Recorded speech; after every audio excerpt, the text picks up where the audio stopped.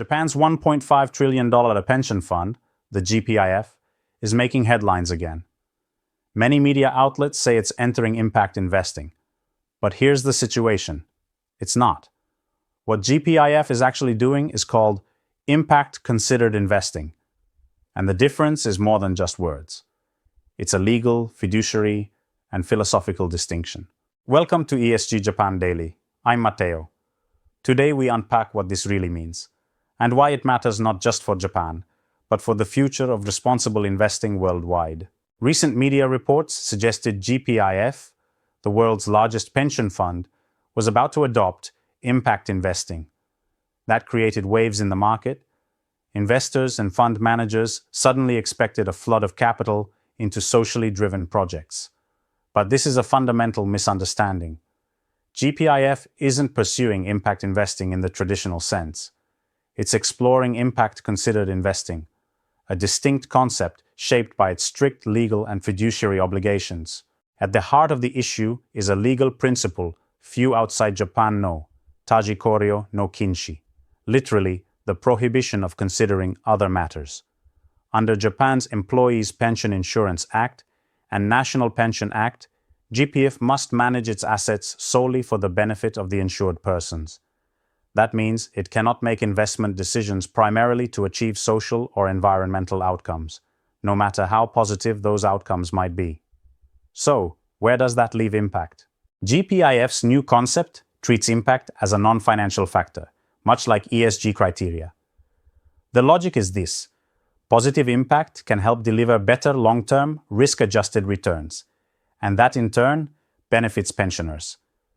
In other words, impact is a means to financial performance, not an end in itself. That's the key difference from the global standard definition of impact investing, which intentionally targets specific, measurable social or environmental outcomes. Now let's break down how GPIF's approach actually works in practice. Within its existing structure, GPIF doesn't make direct investments. It delegates everything to external asset managers through mandate contracts. Under its Sustainability Investment Policy, March 2025, GPIF explicitly states, "We do not invest for the purpose of creating impact itself, separate from our duty to act solely for the benefit of the insured persons." So here's how impact considered investing could unfold. Identify viable areas where impact investments have strong financial fundamentals.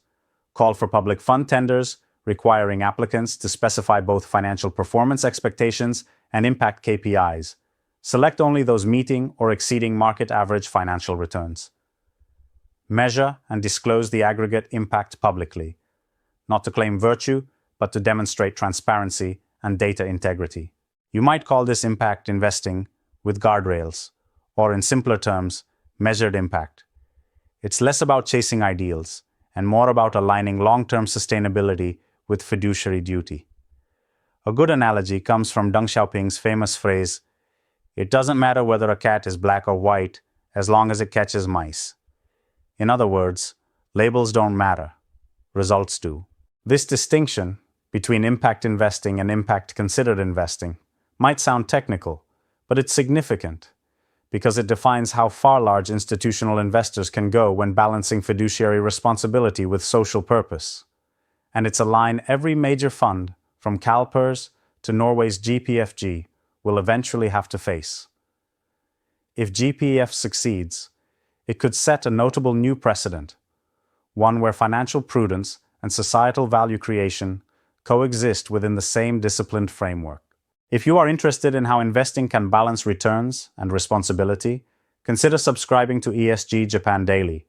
We provide insights that connect policy, sustainability, and finance across Asia and beyond. So here's my question for you. Should large pension funds like GPIF focus solely on financial returns, or actively use their scale to drive social and environmental change? And if you were managing a national pension fund, would you A. Stick strictly to fiduciary law, B. Integrate impact as a secondary factor, or C.